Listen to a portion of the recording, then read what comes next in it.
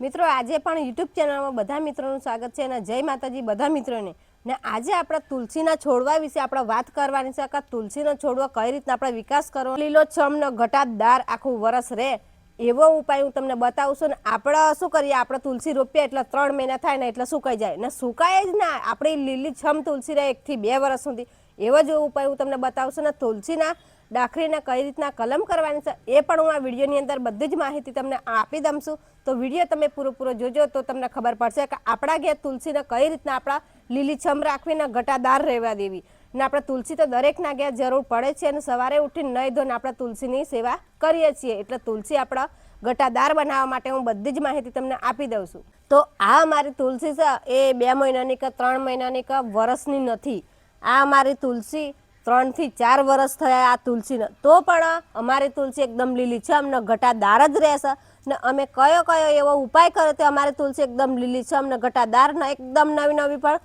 પકડી આવે છે અને ઘટાદાર જ અમારી તુલસી જેમ દિવસ જાય એમ બને છે તો એ તમારે પણ ઘટાદાર તુલસી બનાવી હોય એ તો પણ હું તમને બધી જ માહિતી આપી દઉં છું તો તમારા ઘેર પણ તુલસી આવે જ ઘટાદાર જ બનશે તો વિડીયો તમે પૂરો જોજો ને ઘણા લોકોના ઘેર શું થાય છે કે તુલસી રોપે છે ને મહિનો કે 2 મહિના થાય એટલે તુલસી સુકાઈ જાય છે તમારા ઘરે પણ તુલસી તમારે લીલીછમ રાખી હોય 3 વર્ષ 4 વર્ષ કે 5 વર્ષ સુધી તો હું તમને આ વિડીયોની અંદર માહિતી આપી દઉં છું તો એ માહિતી તમે જોઈ લેશો તમારા ઘેર પણ તુલસી 4 થી 5 વર્ષને વધારે 7 થી 8 વર્ષ સુધી લીલીછમ રહેશે હું બતાવું એ રીતના તમે એનો ઉપયોગ કરશો તો મારે પણ લીલીછમને ઘટાદાર બનાવી હોય તો પહેલાં તો તમારે શું કરવું પડશે કે જે આપણા તુલસીની ઉપર જે મંજરી થાય છે આ રીતના મંજરી થાય છે આ રીતના તમે જુઓ છો અમારા અઠવાડિયું થઈ ગયું મંજરી કાપ્યા એટલે ફરી અઠવાડિયું થાય એટલે મંજરી આવી જશે તો બધી જ મંજરી આપણે શું કરવાનું છે એક કાતર આપણે લઈ લેવાની છે એ મંજરી પછી આપણે આ રીતના આપણે કાપી કાઢવાની છે તો આપણે તુલસી ઉપર જેટલી મંજરી હોય એ બધી આપણે કાપી નાખવાની છે ને અઠવાડિયે તમારે જોતું રહેવાનું છે કે મંજરી ઉપર આવે છે કે નથી આવતી ને અઠવાડિયે તમારે કાપતું રહેવાનું છે અને જો તમે મંજરી નહીં કાપો ને લાલ કલરની થઈ જશે તો તમારી તુલસી પછી શું થશે કે એ સુકાતી જશે જેમ દિવસો જશે એમ એટલે આપણે એ મંજરીને જેમ ફૂટો એમ એવી રીતના આપણે બધી જ મંજરી કાપતું જ રહેવાનું છે એટલે આપણી તુલસી એકદમ ઘટાદાર ન લીલી છમ બની જશે એ રીતના મેં વિડીયોની અંદર તમને બતાવી દીધી છે કે આપણે મંજરી કાપી કાઢવાની છે ને તમે જો મંજરી પછી વહેલા કાપો નહીં આપણે મંજરી કાપી કાઢશું એટલે એ તુલસીનું આપણા આયુષ્ય વધી જશે ને આપણે મંજરી કાપશું એટલે નવી ડખડીઓ ફૂટી જશે અને લીલીછમ બની જશે ને ઘટાદાર બની જશે અને તમે જો મંજરી નહીં કાપો તમારી તુલસી ઉપરથી ને એ મંજરી પહેલાં તો આપણા લીલા કલરની આવે આ કલરની ને પછી ધીરે લાલ થાય છે અને લાલ થાય એટલે પછી આપણે તુલસી ધીરે સુકાઈ જાય છે તો તમારા ઘેર પણ તમે તુલસી રોપતા હોય તો તમે શું કરો છો દર મહિને તમે તુલસી લાવીને રોપો છો તમારે તુલસીની પૂજા તો કરવી જ પડે એટલે દર મહિને રોપો છો મંજરી ના કાપો એટલે સુકાઈ જાય એટલે પછી એ તમે ઉપાડીને તળાવમાં કે નદીમાં ફેંકી દો છો અને પાછી ફરીથી લાવીને તમે રોપી દો છો એ બધું કરવાની તમારે જરૂર નથી ને તમે અઠવાડિયે તમે મંજરી એની કાપતા રહેશો કાતરથી તો લીલીછમ રહેશે અને ઘટાદાર બનશે ને તમારે 5 થી 6 વર્ષ થશે એટલે તમારે આવડું મોટું ઝાડ પણ થઈ જશે તુલસીનું તો બીજા નંબરમાં બીજો એક ઉપાય હું તમને બતાવું છું કે આપણે શું કરવાનું છે તુલસીનો કલમ કરવાનો તો તમારે તુલસીનો છોડ લાવવાનો નથી ને તમારા જેટલા તુલસીના છોડવા ઉછેરો હોય એટલી ઓની અંદરથી આપણે એક ડાખરી કાપી લેવાની છે તો આપણે પણ એક ડાખરી કાપી લઈએ અને કઈ રીતના પછી કલમ કરવાની એ પણ હું તમને જણાવી દઉં છું એક ઉપાય હું તમને બતાવીશ તો તમારી તુલસી સુકાય જ નહીં ને 4 થી 5 વર્ષ સુધી તમારી તુલસી એકદમ લીલીછમ ને ઘટાદાર જ રહેશે પણ તમે અમારો વિડીયો પૂરો જોવો પડશે તુલસીની કલમ કરવાની એટલે આ તુલસીની અંદરથી આપણે એક ડાળી કાપી લઈએ સરસ જોઈને તો આપણે આ ડાળી આપણે કાપી લઈએ તો આટલાથી આપણે આ ડાળી કાપી લીધી છે ને કઈ રીતના હવે કલમ કરવાની એ પણ હું તમને જણાવી દઉં છું એ આપણે એક કાપી લીધી ને એની ઉપર જે મંજરી છે એ પણ આપણે કાપી કાઢીએ આ રીતના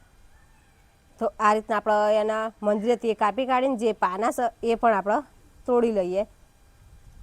તો આ રીતના આપણે એના પાના પણ તોડી લીધા છે તો આવી ડોખરી આપણે એક લીધી છે ને હવે આપણે આ ડોખરીને કઈ રીતના કલમ કરવાનું એ પણ હું તમને જણાવી દઉં છું આપણે ડાળી કાપેલી એની કલમ કરવાની તો તેના માટે આપણે એક પ્લાસ્ટિકની પાણી પીવાની ગ્લાસ લીધી છે ને એની અંદર આ રીતના આપણે કાણું પાડી દેવાનું છે જે રીતના મેં કાણું પાડ્યું એ રીતના આપણે કાણું પાડી દેવાના છે એની અંદર હવે આપણે રેતી ભરવાની છે માટી ભરવાની નથી તો એની અંદર હવે આપણે રેતી ભરી દઈએ આ રીતના તો આ રીતના આપણે રેતી આટલી ભરી દીધી છે તો રેતી ભરીને પછી આપણે શું કરવાનું છે કે જે ડાળી આપણે કાપેલી એ ડાળી એની અંદર આ રીતના આપણે રોપી દેવાની છે. તો આટલી આપણે રોપી દીધી છે ને એની અંદર હવે આપણે થોડુંક પાણી પણ આપી દઈએ. તો આ રીતના હાથથી આપણે પાણી આપવાનું છે, ડાયરેક્ટ આપણે નાખવાનું નથી પાણી, નકર પાછું આપણી જે ડાખી રોપી એ આડી પડી જાય કે પાછી ઉપડી જાય. તો આપણે પાણી આપી દીધું છે અને પાણી આપી એટલે જે વધારાનું પાણી હોય ને એ પાછું જે કાણું તરપાડ્યું એમાં રહીને નીકળી જાય. ને કાણું નહીં પાડો તો મહિનામાં રહેશે એટલે પછી આ ડાખરી કોઈ જશે ને ફૂટ જ નહીં. આપણે આ રીતના આપણે તુલસીની ડાખરી ગ્લાસની અંદર રોપી દીધી છે અને આપણે જે જગ્યાએ તમારે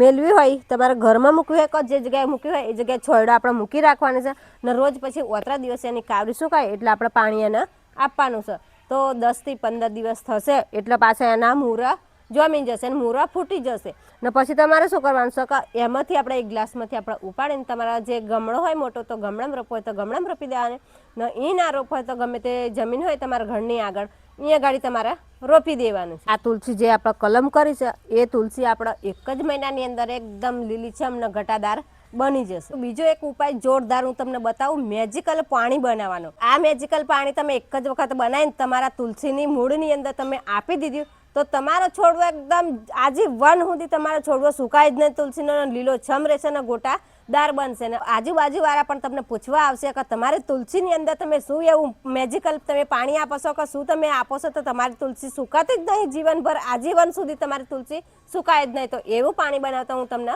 શીખવાડું. તો આપણે મેજિકલ પાણી બનાવવા માટે આપણે ચૂલો પણ સળગાવી દીધો છે અને એની ઉપર પછી આપણે એક તપેલી મૂકવાની છે. તો 1 લીટર આપણે પાણી લેવાનું છે. તો 1 લીટર જેટલું આપણે પાણી પણ લીધું છે. તો આ પાણીને હવે શું કરવાનું, એની અંદર શું નાખવાનું એ પણ હું તમને બતાવી દઉં છું. તો એની અંદર આપણે નાખવાની છે ચા. તો 1 ચમચી ફૂલ આપણે ભરીને નાખી દેવાનું. તો 1 ચમચી જેટલી અમે ચા નાખી દીધી છે ને આને આપણે હવે ઉકાળીએ 25 થી 30 મિનિટ સુધી આપણે ઉકાળીને એનો કલર બદલી જાય તો લગીને આપણે ઉકાળવાનું છે. તો હવે આપણું મેજિકલ પાણી આપણે ઉકળીને તૈયાર થઈ ગયું છે અને જુઓ આ રીતના ઉકળી ગયું છે અને કલર પણ બદલાઈ ગયો છે. તો હવે આપણે ચાને ઉતારી લઈએ અને આપણે કઈ રીતના આપવાનું એ પણ હું બધી જ માહિતી આપી દઉં છું. ને આ પાણી આપણે ગરમ ગરમ આપવાનું નથી, આ પાણી આપણે બીજી તપેલીની અંદર આપણે લીધું છે અને એને ગાળવાનું નથી, નકર તમે ગાળી લેશો તો ચા પછી આપણે બહાર નીકળી જશે. તો બધો જ જે પાવર હોય એ ચાની અંદર જ હોય. એટલે ચા હાથે આપણે બીજી તપેલીની અંદર આપણે લીધી છે અને આને આપણે શું કરવાનું છે 1 થી 1.5 કલાક, અને 1.5 કલાકની અંદર ઠંડુ ના થાય તો 2 કલાક સુધી આપણે ઠંડુ રાખવાનું છે.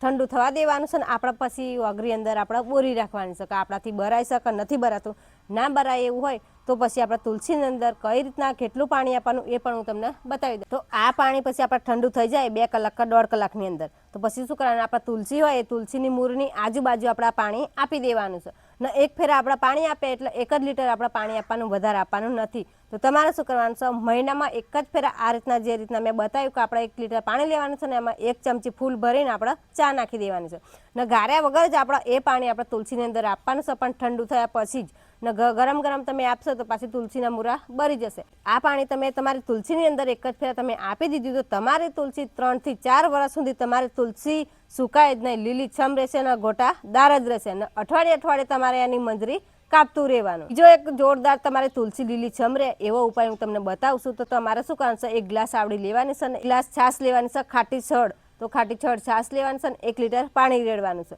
તો એમને મિક્સ કરી દેવાનું છે, પાણીના છાશ બે મિક્સ કરીને પછી શું કરવાનું છે કે તુલસીની મૂળની અંદર તમારે આપી દેવાનું છે. તો મહિનામાં 1 વખત તમે આ પાણી પણ આપી દેશો, તમારી તુલસી એકદમ લીલીછમ ઘટાદાર ન સુકાય જ નહીં, લીલીછમ જ રહેશે. અરે તુલસી સુકાવાનું તો મોટામાં મોટી 2 તમે ભૂલ કરો છો. તો એ ભૂલ કઈ તમે કરો છો કે તુલસી માતાને તમે દીવો કરો છો ને અગરબત્તી કરો છો. એટલે દીવો કરો છો એટલે તમે શું કરો છો કે તુલસી હોય એના થડની અંદર તમે દીવો મૂકી દો છો એટલે એની ઝાર લાગે એટલે ખતરનાક એ ઝાર નીકળે. એટલે એ ઝાર પછી આપણા પાના એને બધા લાગે એટલે તુલસી સુકાઈ જાય છે. ને બીજી એક ભૂલ કરો છો તો તમે અગરબત્તી કરો છો ત્યારે અગરબત્તી શું કરો છો કે એનું થડ હોય એની મૂળની અંદર તમે રોપી દો છો એટલે એની પણ ઝાર નીકળે એટલે એ ઝારે પણ ખતરનાક જ કહેવાય. એટલે એના કારણે તમારી તુલસી સુકાઈ જશે. તો આ 2 ભૂલ તમે મોટામાં મોટી કરો છો એટલે તમારી તુલસી સુકાઈ જાય છે. તમને ના નથી કહેતા કે તમે દીવો અગરબત્તી નથી કરો એમ, પણ તમે દીવો અગરબત્તી કરો છો તો તુલસીથી 2 ફૂટ તમારા છેટી મૂકવાનો, દીવો પણ છેટો મૂકવાનો છે અને અગરબત્તી પણ તમારા છેટી ઘોસી દેવાની છે. નજીક ઘોસો તો તમારી તુલસી સુકાઈ જશે. તો આ જ 2 ભૂલ મોટામાં મોટી તમે કરો છો. તો અમારો વિડીયો ગમે તો લાઈક કરજો, શેર કરજો અને કોમેન્ટ કરજો.